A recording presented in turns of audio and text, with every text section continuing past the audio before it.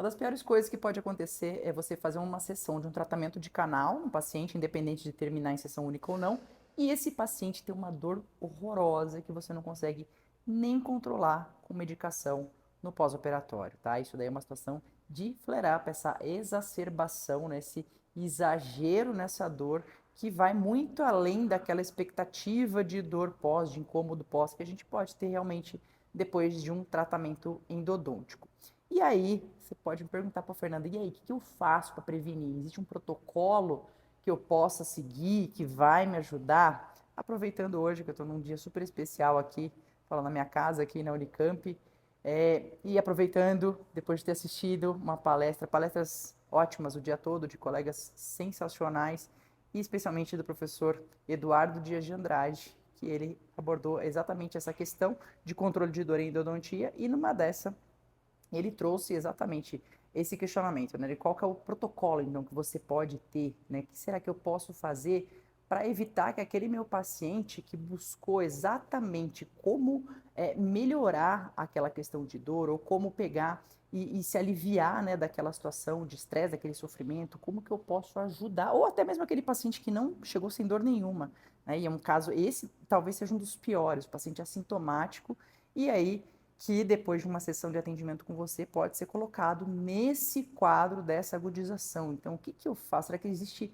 algo da parte medicamentosa que eu possa fazer para ajudar, minimizar pelo menos o risco? Bem, e aí seguindo as orientações do professor Eduardo, né, associado, lógico, à bagagem que a gente tem também desenvolvida em clínica e baseada em evidência, não adianta você pegar e falar assim, eu vou fazer um protocolo antibiótico pré-operatório para todos os meus pacientes e assim que eu vou evitar uma situação de flare-up. Não, muito mais importante, talvez qualquer fármaco que você possa, de qualquer terapêutica que você possa pensar em associar para evitar, para fazer uma profilaxia que seja desse flare-up, nada bate os procedimentos clínicos direcionados a minimizar uma extrusão de debris contaminados, certo? Então isso é o principal. Então aí a gente tem envolvido tanto princípios de preparo, sentido coroápice, protocolos de irrigação bastante eficazes, eficientes, sem extrusão de irrigantes eventualmente que sejam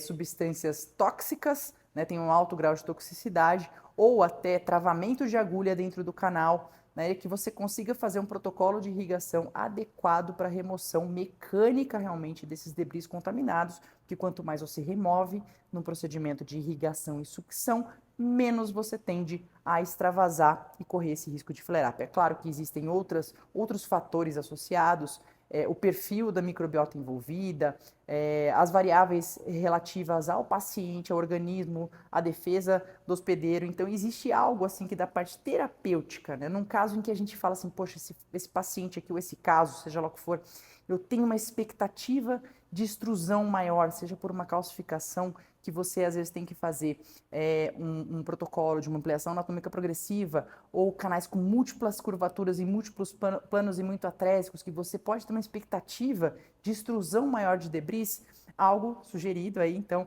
pelo professor Eduardo Dias de Andrade, que eu também já comentei aqui algumas vezes no nosso canal aqui da Endolovers, é o uso de um corticoide de dexametasona 4 mg, 1 hora pré-operatório. Para quê? Dessa forma, não é tentando extinguir um processo inflamatório, né, mas é, na verdade, modular, não é impedir que a inflamação ocorra, mas modular esse grau de inflamação, né? E essa condição de flare-up, ela é uma resposta exacerbada do sistema de defesa ali do organismo daquele paciente naquele momento em função de algum agente agressor que foi o responsável. Mas se a gente não tem como minimizar, por exemplo, um perfil bacteriano, um perfil de microbiota que existe e que tenha sido destruído, por mais que você minimizou tudo que você podia durante o preparo, no sentido dessa quantidade mínima de extrusão, no entanto, essa extrusão ainda pode ser bastante patogênica e, nesse caso, um corticoide pré-operatório pode ajudar a modular um pouco essa resposta